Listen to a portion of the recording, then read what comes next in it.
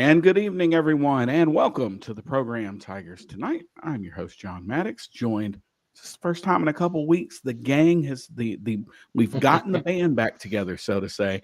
John Maddox joined us always by the best co-host in all the land. We'll start with our northern contingent, Mr. Moss. How are you this evening, sir? Doing pretty good. Still in the hotel after the apartment complex fire. Been here, 3.5 weeks, probably another month to go. But hey, I get free breakfast every day, so that's cool. It's all about the little things. And like me and home in Hernando, Mississippi, our friend Larry Marley is at home in the palatial Marley Manor. Larry, how are you this evening, sir? I'm well, and I told you guys I was probably going to be home for the rest of the season. That is going to be a lie. Next week I will not be at home, but for the foreseeable future I was. So yes, and it's been a good couple of weeks. We've had a couple of weeks to digest this UAB game, and it's funny because you and I were texting. You were at an event during the game, and you and I were texting sort of back and forth. And we're going to talk about that game, but I thought it was funny. You made a very astute comment about the game, and I'm not going to let it on it yet, but yeah, it was a good win by Memphis a couple of weeks ago, and I'm glad they had a week to get ready for Tulane. Brian, what were your thoughts on the UAB game last week? Or 2 weeks ago, I guess, at this point, almost.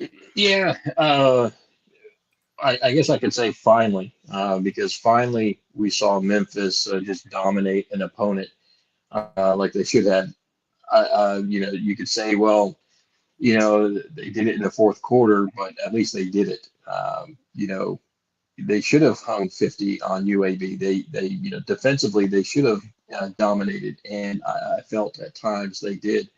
So to me, yeah, just finally, we got to see, the Memphis domination that we all wanted throughout the year. It finally came against UAB. Yeah, it did seem like it took a while. And, to the point with Larry, the observation I made was it's almost like, well, it's not almost like it is. Memphis played better, Larry, because at that point, Tulane and Army had gotten locked in, to the AAC title game. So the Tigers really, I don't want to say they have nothing to play for. They're still playing for bowl positioning, but the conference championship was out of reach. So they kind of, Memphis ran a fake extra point on the opening touchdown. So it was just kind of a whole different atmosphere for Memphis. And they played like a team that was loose. And Larry, that begs the question, where was that against Rice and Middle Tennessee and Charlotte and all these other games? I think the coaches were loose. That filters down to the players who are loose. And during those other games, the coaches were tight because they felt like they were playing for something, and they coached that way, and the players played that way. And look, I'm not throwing this all on the coaches, but I am going to say, I thought, and we both agreed, UTSA, Ryan outthought himself a couple of times in that game. And you could see the pressure from at various times in the game, previous games, would get them. And we talked about how Ryan against Middle was like, okay, well, they can't score, so I'm not going to take any chances.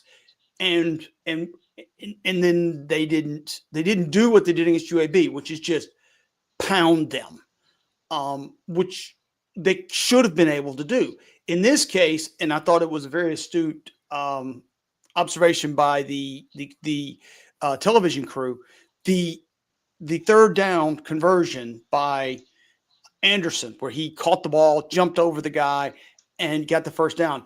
That was really the backbreaker.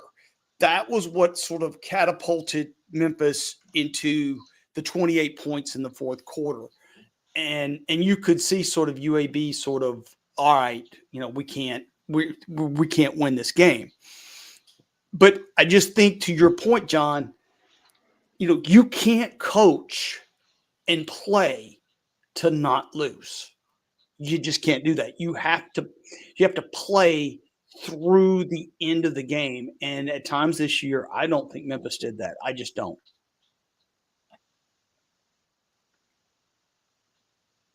You muted. You're muted, John.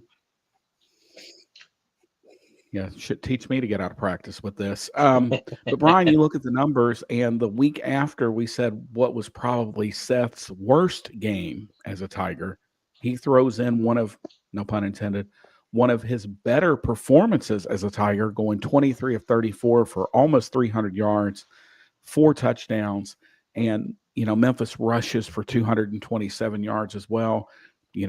40 runs to 34 passes. Bryan, I feel like that's really what Ryan Silverfield wants to do, is a little more running than passing. And that was probably as efficient as the Memphis offense has been all year too. Yeah, and there wasn't that many drop passes either. I think there was only 3 total. But when you take a look at the at the receiving, Lanphier was targeted 4 times. He caught 4 passes. Mario Anderson out of the backfield targeted 5 times. Caught 4 of them. Rock Taylor was targeted 6 times, caught 4. Kobe Drake 3. Targeted 3, caught 3. I mean, so it's very efficient. Mario Anderson, running the ball, I thought was fantastic. The blocking. I thought was great, for pass blocking and run blocking. I mean, it was, I don't want to say it was a complete game, but it was probably as close of a complete game that Memphis had all year. And I agree with Larry. I mean, it just seemed like, not that there was a monkey off their back, but it was just that they definitely seemed relaxed, that, the pressure wasn't building. And, they just came out and played and dominated. But, we can say where was that all year, but, in the end, they did what they had to do. And, I'm really looking forward to this Tulane game. And, we'll see what, Guerry from, the Tulane rival side has to say in a few minutes. But, looking back in this UAB game, I can't, point to anything that was really negative. I thought maybe the special teams, I guess that would be the area that, is still an area of concern. But other than that, I mean, it was a really good win for Memphis, and they had full control from beginning to end. I don't think at any point in time did you feel like, oh, Memphis is going to lose this game, where they're not in control of this game. I mean, I didn't feel that at all watching this. So, I mean, definitely kudos to the coaching staff for you're not playing for a championship right now, but they still had to they still had to get the players ready, which they did. Check that box. The players had to accept that and come out and play disciplined football. Boom, check that. They did that. So yes, they weren't playing for an AAC championship berth, but still they came out and got done. Can we talk about Brady Cluse's catch? I didn't see the whole game, but I saw that. That is one of the finest catches I've ever seen. It was especially from such a young guy. That was impressive. And I tell you, this is going to sound like a little thing, but Memphis scoring at the end when they didn't have to, that's something you probably haven't seen before. Usually it's just, we'll run Harris Boyd up the middle or take a knee, but Memphis sort of pressed the issue after they got the turnover.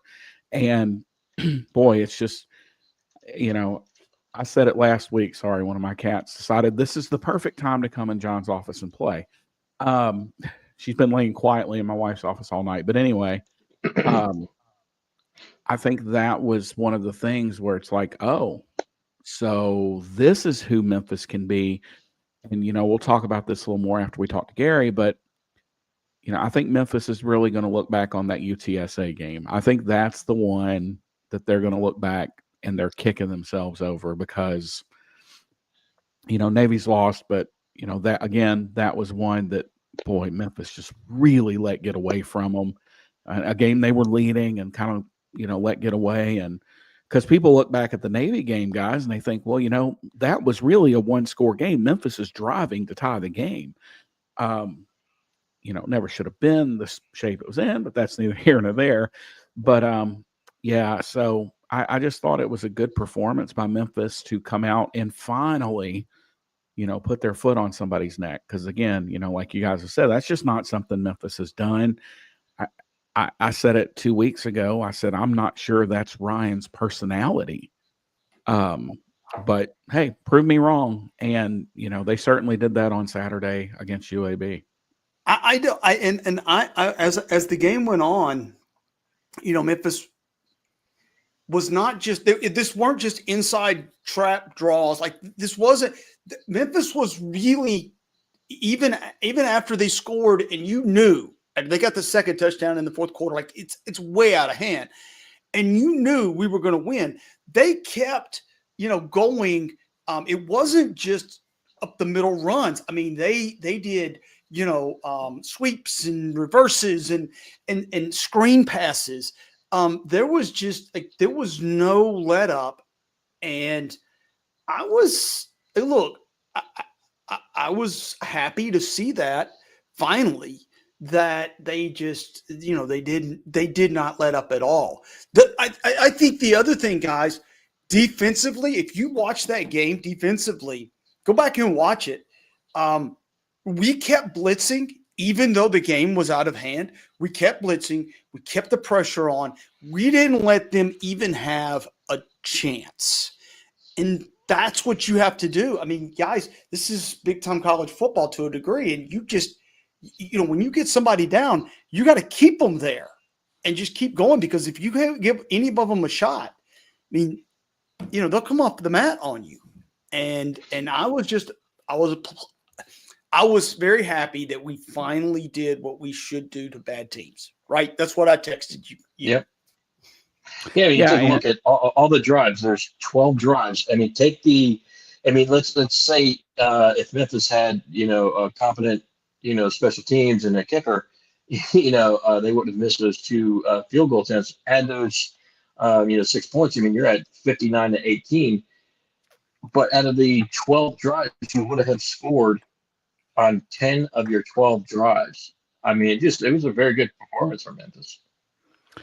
Yeah, and the special teams continues to be baffling to me. But if you watch college football any Saturday, with relatively few exceptions, it's not just field goal kicking is not just a Memphis problem. It's not unique to Memphis, but it's just ask Mississippi. It's just not unique to Memphis. You have guys missing kicks, spraying kicks all over the place.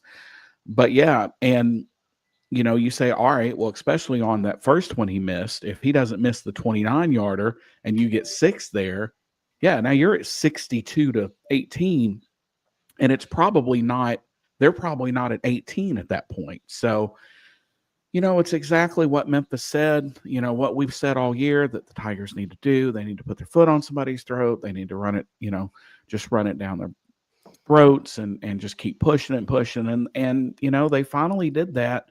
And, look, I'll give credit where credit's due. Hats off to the coaching staff, because, when your main goal, right, has been yanked away from you,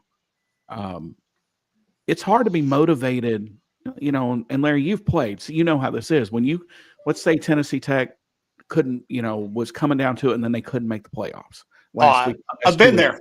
Yeah. It's difficult for coaches to get 18 to 22-year-old kids to buy in and say, hey, we still have a lot to play for. We need to go out and give our best effort, because a lot of those kids could have said, screw it. And we could have seen opt-outs before that game. I mean, if we're being real, but that's credit to the staff for being able to kind of hold it together, and not just hold it together, but put their foot on UAB's throat, maybe take out a little frustration. It was senior day, so there's that. And I don't want to belittle what they accomplished. It was senior day. All your family's there. I mean, that's a big deal. So, but I have been there. We lost to Tennessee State one year, and the next week that basically put us out of the playoff picture. And the next week we had MTSU, and we laid an egg. It's hard. It is really hard. Because you're thinking about the end of the year. at that point. And look, it's normal, right? If you're not a senior, you're already thinking about next year. You just are. And I would just say I kudos to the Tigers for coming out and doing what they should have done. The UTSA game, yeah, that's a tough one, but we've still got a lot to play for. And if you beat Tulane on Thursday, you have now. It's going to be tough down there, but you have at least in the minds of your fans and yourself, you have said, okay, we were what we thought we were. And there is that opportunity. And don't think the players don't know that. We're going to step aside for about 10 seconds. And when we come back, our friend Guerry Smith from the Wave Report will join us to talk all things Tulane. You are watching Tigers Tonight.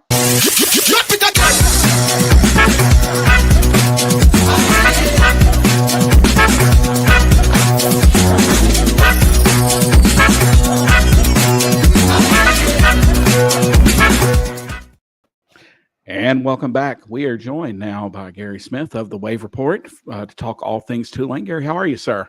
Doing well. Hey, thanks for taking a little bit of time out to join us here on a busy week for everybody. And the first burning question I have to get out here: what is on Guerry Smith's Thanksgiving plate? It'll be turkey, dressing, the usual works, yams, some other stuff like that. But spinach artichoke casserole. I guess that's my family specialty. So I think that'll be up there too. I'm getting help from the background here. So moving to football, I've long joked that I am the chapter president in Memphis of the Willie Fritz fan club. Mm-hmm. And, when he finally got to where Tulane should be, honestly, nobody was happier than me. But does it feel like in some ways, Guerry, that you guys upgraded with John Summerall? No doubt. I mean, first of all, unbelievable credit goes to Willie Fritz because he inherited a losing culture that was so ingrained. It took him a long time to actually change that. And the work he did was amazing to get a program where they expect to win. That was the hardest thing he had to do. And he had to change a lot to get there. He had to completely change his offensive philosophy because he came in with this spread option shotgun thing. He realized you couldn't recruit to that. He discarded it midway through his tenure.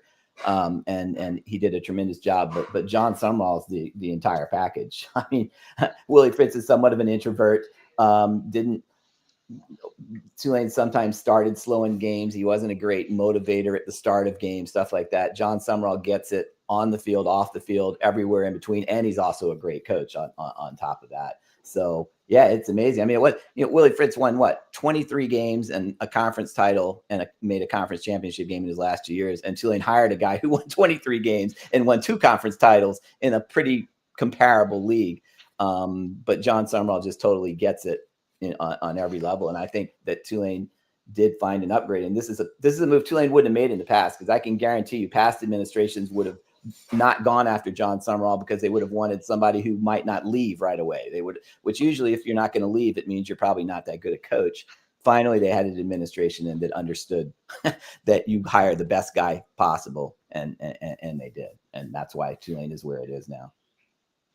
Is Tulane fans surprised by the, I guess, success John had? Because, obviously new coach, new quarterback, I mean, new system. I think everyone thought Tulane would be good, but do they think they would be this good? Yeah, I think so. Just because of, first of all, John Summerall was very popular when he was an assistant coach under Curtis Johnson before. At least, I mean, I covered him. I could tell back then on that staff that you can't ever predict the future, but he was the star on that staff. He was very young at that time, but I was thinking this guy's going to be a very successful head coach someday. Wasn't expecting him to come back to Tulane at some point, especially back then. But yeah, I don't think it was a surprise to Tulane fans. I mean, Tulane was, because I know people were shocked when Tulane was picked 3rd in the preseason poll around here. Not everybody expected Memphis to be 1st, but the fact that UTSA was picked ahead of Tulane when they lost their 19th year starting quarterback, and Tulane that was one of the few teams that Tulane kind of hammered last year in a series of close games. So I think maybe nationally the expectation was that Tulane might take a step back for a year, but around here the excitement, I think it John Summerall's just such a popular guy. I mean, he started his opening press conference by saying that he not only wanted to make the college football playoff, but he wanted to win while he was at the college football playoff. That was not the kind of stuff that Willie Fritz would have said. And he just, I don't think he was surprised around here. Now, So, everyone hold on, I got one more. Sorry. Everyone pretty much expected, Tulane's offense to be good, but I think their defense has taken the step up to where I don't think I've seen a defense like this from Tulane. Yeah. What can you say about the Tulane defense? Why are they this good? Very good talent evaluation, because John Summerall went through spring and he joked that he didn't tell the media that, but he told his offensive coordinator near the end of spring ball that if they didn't add players, they were going to have to score 40 points every game to have a chance to win the championship. And he hit the transfer portal hard. And that's an area where he recruits, he gets players. And part of that is the whole NIL. Tulane has had a very surprisingly successful NIL program, not as good as the one around Memphis, but it has been very good. And he did an unbelievable job in the transfer portal after spring drills started. I mean, they got 4 starters after spring ended. They went and got Sam Howard, who was at Austin P. You always wonder whether a guy's going to be able to make the jump to the next level. He's been tremendous at linebacker and a terrific leader. On top of that, they didn't have any cornerbacks that they could trust. They went out and got their 2 starting cornerbacks in the portal. Again, from smaller, one from Indiana State, one from Furman, I believe. But both of them came in and started right away. And then they got Aiden Huntington from Louisiana Monroe. It came down to Tulane and Oklahoma for him. And this wasn't like Oklahoma was sort of interested in him. They thought they were going to get him. He chose Tulane over Oklahoma because he liked what he saw, and he's starting. So that's 4 starters that weren't even on the roster, and that didn't include the 4 or 5 starters that came in January. So yeah, he looked at his team, saw what the weaknesses are, went out and addressed them, and basically hit on every single guy that he went after in the transfer portal, and that's not easy to do. So since we talked about Summerall, obviously his name has started to pop up. Mm-hmm. As a potential for other jobs. Yeah. Do you think that's been a bit of a distraction in any way, or do you think the players are laser focused on what they've got to do? This team is laser focused. It became a distraction at the very end with Willie Fritz last year, but that was because it was obvious that he was probably going to leave for Houston at that point. It's not a distraction for this team at all. I mean, look, he's going to be in demand. That's just the reality. When you're as successful as he's been in his personality, you're going to be in demand. But no, I haven't gotten any sense at all that it's a distraction for this team. They really do. They've shown a laser focus all year long. So talk to me a little bit. You had to replace your quarterback, Pratt. Speaking of someone who was there for 18 years. Right. But you had to replace Pratt, and you have been extremely successful this year. Mm-hmm. And you've sort of made a switch, right? Pratt was more of a pocket passer, and your quarterback this year is more of a dual threat a little bit. Talk to me about the changeover and your quarterback position this year. Yeah, it's an incredible story. Actually, I wouldn't call Darian Mintz a dual threat quarterback. In fact, he's been very reluctant to run until the Navy game. and he said that was the happiest moment of his year because the coaches have been pleading with him to run on crucial plays. And they had their first touchdown was a 3rd down and long near the goal line. And he found the Red Sea parted and he actually ran it in for a touchdown. But no, I mean, he was a find of Willie Fritz's staff when Willie Fritz's son, who was the recruiting coordinator, found him on basically Twitter on a video of him, and they offered him when he didn't have a single other Division I scholarship offer, and then eventually he had, I think, San Jose State and Lindenwood were the only schools that offered him, and they brought him in. Apparently they didn't think enough of him to try to get him to transfer to Houston when they left for Houston, but he was an afterthought going into the preseason. Certainly. In my book, the first story I wrote in the preseason, after I went to the American Athletic Conference media days, was that it was a 2 quarterback race, and they dropped Mensah from consideration. And midway through fall practice, he was still number 3, but he kept impressing the coaches. They put him in a scrimmage. He outperformed Ty Thompson, who was a 5-star recruit when he went to Oregon, he outperformed. And that's another area where I give John Summerall tremendous credit, because I think there are a lot of coaches that wouldn't have had the guts to go with the guy who never played a down of college football over the 5-star recruit that you'd gotten from Oregon. But they felt like he'd be the best quarterback, and he's been terrific. Just really good sense in the pocket, and holds the ball enough, waits for guys to get open, and then is really good on the run, throwing the ball, and just kind of a winner. And nobody saw that coming, maybe outside of Darian Mensah when preseason practice started. So we've asked about Tulane's defense. What makes Mekhi Hughes so special? You know, these are going to be the 1 and 2, by the way, not named Bryson Daly, the number 1 and number 2 rushing players in the conference. What makes Hughes so special? He's just he has great instincts and eyes. He finds the hole even when it's not there, and he's just an incredibly physical running back. He's not Tyjae Spears, who was his predecessor, who just wowed you with his unbelievable athletic ability, as Memphis saw during Tulane's 2-10 season when he ran for like 250 yards up there.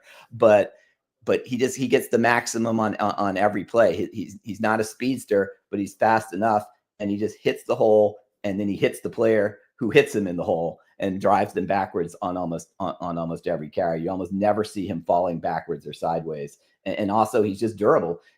The longer the game goes, you see a lot of games he doesn't do a whole lot in the first quarter, and then teams start wearing down a little bit, and then he just takes off. But he's also just an incredible team player. He's the same guy every day. John Summerall says that every time anybody asks him about him. He never has to wonder what's Mekhi Hughes going to be like today. He's just a winner and a competitor, and just really physical.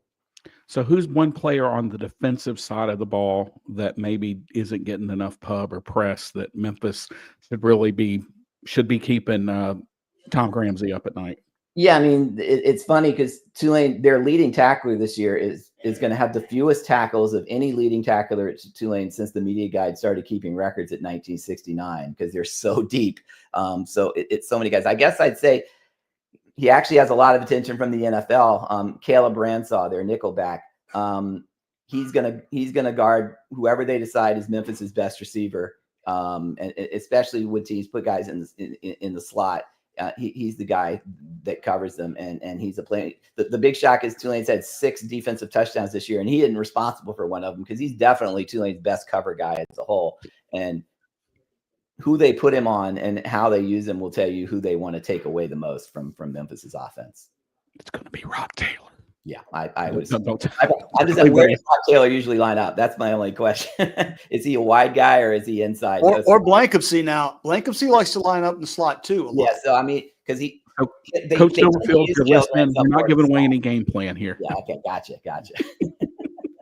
So you mentioned real quick before we let you go, you mentioned about NIL and it kind of being a little surprising at what Tulane's been able to do. I know you guys kind of have a unique challenge where Mississippi has the same challenge where you don't have any Fortune 500 companies. So you don't have a FedEx or an AutoZone or whatever. So how has Tulane been kind of able to kind of piecemeal this together? I wrote a big feature on it last month. It's sort of a mom and pop operation. Really, it's 2 lawyers. And it used to be 3 lawyers, and then Willie Fritz hired one of them away because Houston actually they had a salary for that guy. But these guys they're ex-Tulane players, graduates who are loyal to the program, and they started it all up, and they preach loyalty, they preach togetherness. They like this. After the loss to SMU in the conference championship game last year, all those guys were in the locker room immediately talking to the players, saying, we don't know what the coach is doing, but we're with you. And they've just created a real family atmosphere. And obviously they've got some money involved in it, because if you don't have that too, you're not getting anywhere. But it's nowhere near. It is amazing. I mean, I think the ratings. I think one of those ratings on the transfer portal classes going this year had, of the group of 5 conferences, had Memphis number 1 and Tulane number 2 right behind them. And 10 years ago, if this had come up 10 years ago, Tulane would have ignored the whole thing entirely and pretended you didn't have to do anything on that. But really it's 3 lawyers who started this, and we'll see how the things change now that these things can come in-house. in the future. But they've done a terrific job, and they're at practice a lot. You just see how much the players like them and the whole operation. I have said that no school has benefited more from the NIL and the transfer portal than Tulane. No single school in college football. And I think for two reasons, I'll be real brief. Number one, a player doesn't have to go to Tulane for 3 years like they used to. Right. And you can now pay them to be there. Yeah. What have you seen in the quality, not just the talent level, because it's more than that. It's also the quality of not just athlete, but football player. Yeah. What changes have you seen in the last 8-10 years? I mean, really, I didn't see a lot of it's John Summerall, because as good a coach as Willie Fritz is, he's not getting Mario Williams to come to Tulane. He's not getting Ty Thompson to come to Tulane. Now, turned out Ty Thompson isn't even starting, and he's basically just a wildcat quarterback who comes in about 5 plays a game. But John Summerall, he sold these guys that you can do anything you want if you come to Tulane. I mean, Mario Williams obviously played Oklahoma and USC, and there's a lot of schools he could have gone to, but he chose Tulane. So I saw a sea change just this year. Willie Fritz hit on some guys, but they were mostly under the radar guys that big schools weren't recruiting, and he just was a good talent evaluator on them. But Summerall, I mean, I think it's 23 guys that came through the transfer portal, and almost, I'd say 20 out of those 23 are the reason that Tulane is in this position that Tulane is in right now. What happens on Saturday? Okay, take this with a grain of salt, because I still remember doing a lot of radio interviews in 2019, and I was convinced that Tulane was going to come up to Memphis and win the game. Now, in fairness to me, there were a lot of other dummies out there too who thought the same thing nationally, because I predicted on shows that Tulane was going to win, and then 5 minutes into the game, I realized that every single player on Memphis's roster that night was more athletic and better than Tulane. It was a total blowout. Tulane never really recovered from that butt kicking they took that night. This isn't going to be like that, but I think the point spread is accurate. Tulane's favored by 2 touchdowns. Both teams have the same record, but Memphis is very talented, but a very fraudulent 9-2. I mean, this is the team that had to rally in the last minute at home to beat Charlotte, that played a bizarre game against North Texas where they scored on every possession early and every possession late and couldn't get a first down for 2 quarters in the middle of the game. Had all kinds of problems at UTSA. Tulane has been very consistent every game, and that defense really has. It wasn't very good at the beginning of the year as they were working all these new guys in. 9 points they've allowed total in the last 3 games. I can say, what is it? 38 straight games. Memphis has scored 20 or more points. We'll see what happens, but I think that's in jeopardy on Thursday night. I see a game 33-19, 34-19 in that range. But having said all that, Memphis has the talent, and North Texas is the last team Tulane played that could really throw the ball, and they threw for over 400 yards against Tulane, even though Tulane was pretty much comfortably ahead in most of the game. So if Seth Hennigan can get it going and can get on a roll, when you add that with the running game that's pretty good too, then it could be a different story. But I just haven't seen enough from Memphis in games against teams like Tulane that I think Memphis is going to play its best game. All right, Guerry, before I let you go, tell everybody how they can find you and follow you this week. Sure. My full-time job is I work for NOLA.com, the Times-Picayune. I also have the Wave Report, the Rivals website, had blanket coverage of all the interviews I've done this week there. Anybody that wants to go to the Wave Report can subscribe that way. And this has been a rough day for me because Thanksgiving holidays for newspapers, every story I had to write I've already finished all my preview for the Memphis game because all this copy for Thursday and all the copy for tomorrow had to be due by 4 p.m. today. So it was, and this is also my birthday, by the way. Well, happy birthday, sir. Thank you very much. You look great for 21. It's been a working birthday. Yeah.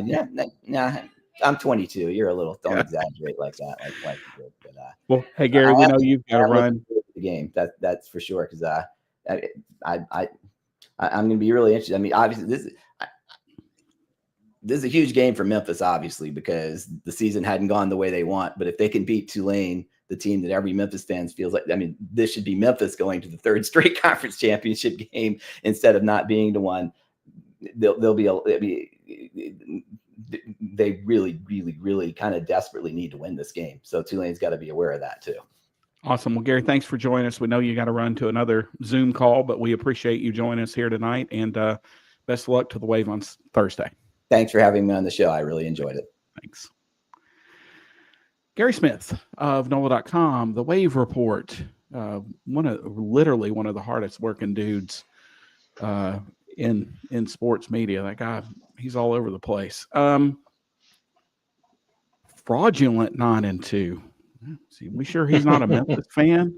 I don't know. I go fraudulent. I mean, I think, I've said this from the get-go, guys, that the 9 is not the problem. The 2 is the problem, especially that second one. The first one, it happens. A lot of really good Memphis teams have gone to Navy and been made to look really, really bad.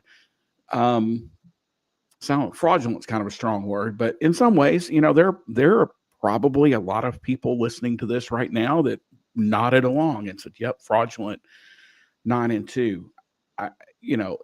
It's in Larry's, what they call about lower third there. Which team shows up, Bryan? Are we going to see the Memphis team that has nothing to lose, but frankly, nothing to gain? I think at this point, it is what it is. Are we going to see a team that go to 10 wins for the first time in school history back to back?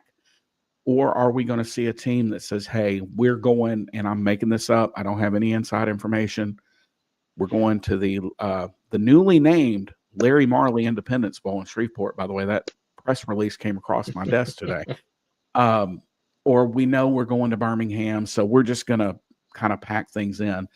To me, Bryan, that's the game. Which team? I think they'll come out strong, and the reason why I say that, if they were going to pack it in, we would have seen them pack it in the last game, because at that point you're not going to the AAC championship game.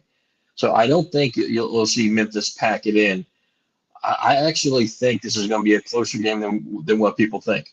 I know the spread's 14. I think it's going to be less than 7-point game. And, I feel if Memphis can come out early and establish some rhythm, take the crowd out of the game, take the will from, Tulane. Because here's one thing that it doesn't matter if Tulane wins. They're in the AAC championship game. It's just a matter of, are they hosting or is Army hosting? So they don't have to win this game. So I'm questioning the will of Tulane. So to me, I think Memphis is going to have, I don't want to say more to prove, but they're going to have more fight. That's just my gut feeling. I know my tagline's positive Paul there, but I just I think they're going to come out and play that role of spoiler.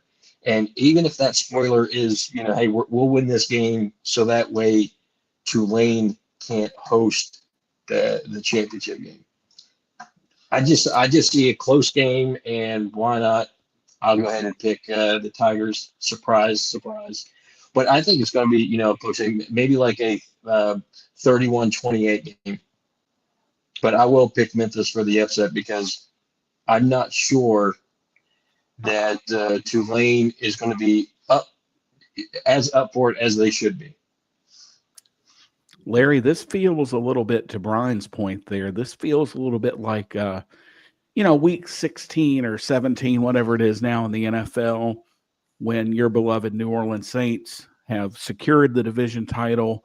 They know they're going to host the quarterfinals. They know they've got that divisional bye or the wild card weekend off. In some ways, this kind of feels like that for Tulane, except you are still playing for home field, but it feels almost like that, as Bryan's saying, like NFL feel. I think they've got more to play for than that. And I think they're still thinking they can make the playoffs. And I think that Tulane feels like if they beat Memphis like a drum, go out and thump Army, and somehow Boise can lose, which is not out of the realm of possibility, that Boise loses to UNLV, because that game is in Las Vegas again, that if they can win out, and their only losses are a 7-point loss to Kansas State and a 14-point loss at Oklahoma, at Kansas State and Oklahoma, I think they think they can make the playoffs. So I do think Tulane has something to play. Memphis, it is a matter of pride. You have to go in with pride to a degree, but you also have to have the mentality of, if we're not going to go, they're not hosting.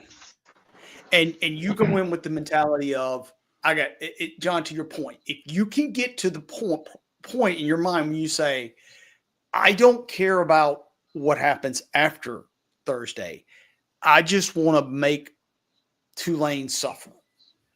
And that's where you have to get. And I think, to your point, Bryan, I'll put it this way. I think that Tulane thinks that Memphis is going to be flat. And if you come out and you punch them in the mouth, I think it's going to surprise the hell out of them. That's really what I think. Having said that, I don't think Memphis wins this game, but I do think you have a puncher's chance. All right. Well, I'll be if CTG is going to be voice of reason, I will be, as always, the resident negative Nancy here.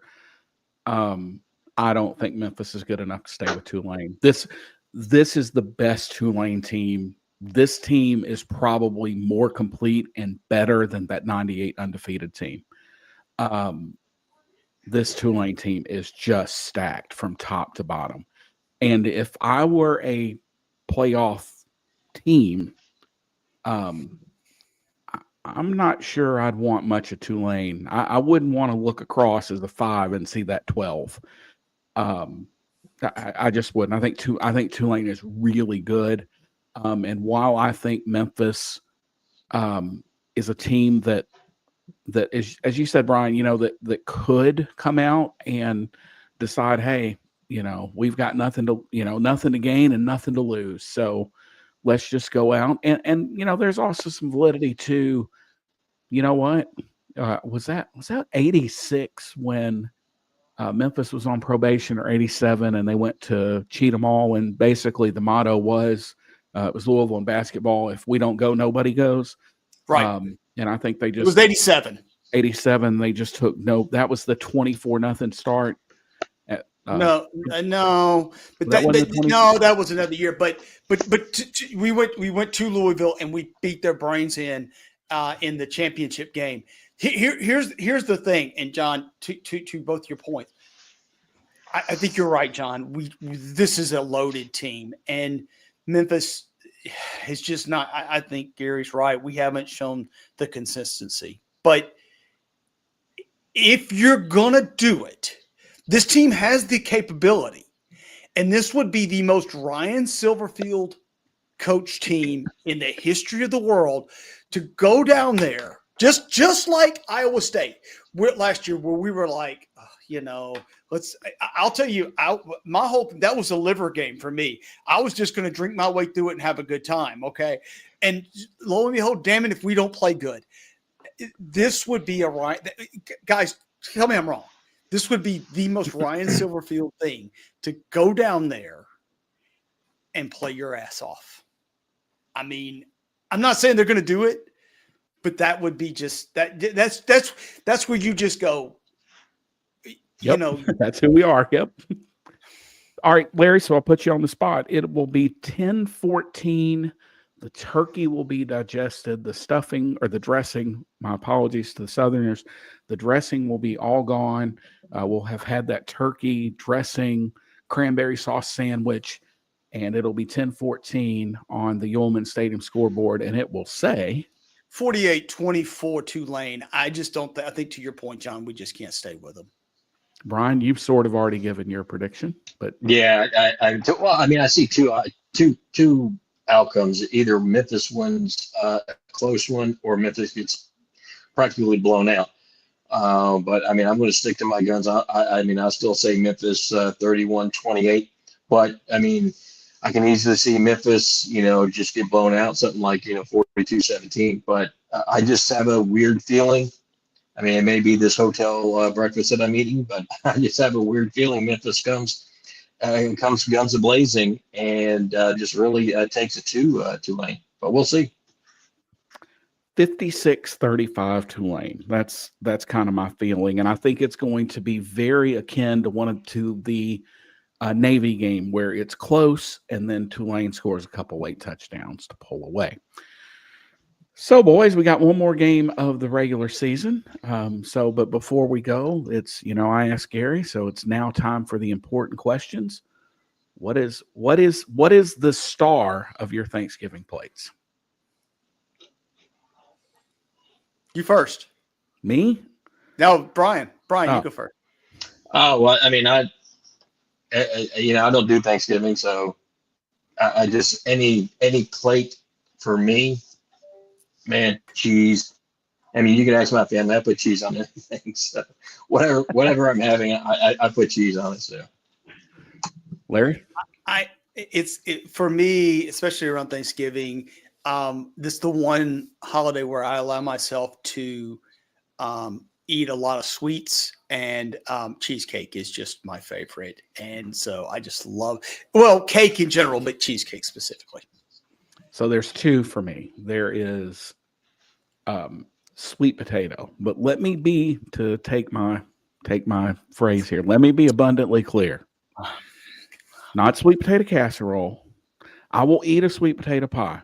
But when I want a sweet potato, a little bit of cinnamon, a little bit of brown sugar, a little bit of butter, baked in the oven, no frills, no thrills. We got that. And specifically, my beautiful bride's pumpkin pie. Specifically, no other pumpkin pie will do. She makes the pumpkin pie with the fireball, with the candied pecans on top. You guys are coming over. A little bit of whipped cream. Well, yeah, and we're done. She home makes the whipped cream, puts it in the blender or the mixer, and it is literally. It is.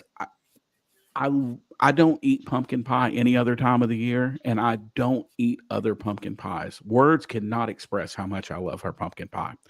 So now that everybody's hungry for Thanksgiving, we all want to say, first of all, thank you for listening this year and putting up with our nonsense. Our positive Paul, our voice of reason, and negative Nancy over here. Also, congratulations to Memphis men's basketball, 71-63 win over Michigan State today to move to 6-0 on the season.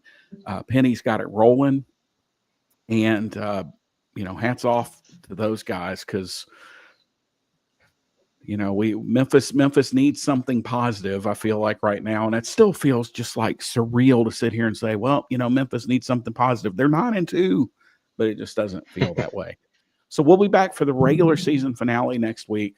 Who knows after that, because we probably won't know our bowl game until the Sunday after the AAC championship game, right. Unless, because all that has to shake out. I'll go on record. I think Tulane gets in the playoff. I think Boise stumbles along the way and Tulane beats Army and ends up. If Tulane beats Army, Tulane's in. I think if Army wins, it doesn't matter. I don't think they get in. I think Boise stays in front of Army just because Army's strength of schedule is just so god awful. But we'll talk about all that next week. We'll talk about AAC championship game, bowl games, and all that. I'll have bowl projections up on the site. Sam is working on 2 articles, what the Tigers should be thankful for and what's on their Thanksgiving plate. Brian, you'll have what this week? Recruiting. Memphis had 2 commitments today. I've already spoken with Ian Williams, who is a 3-star commit who was committed to Appy State, flipped to Memphis. So I will have that article up either tonight or tomorrow morning. And then who was the other kid? The other commit was JUCO linebacker Martavius Blackman. From East Mississippi. 6'2", 215. Yep. Yeah, Memphis going out and getting some defensive help in the rather quickly here. So for the best co-host in all the land, Larry, Marlene Brian Moss, is John Maddox signing off, saying thanks for watching, and we will see everybody next week.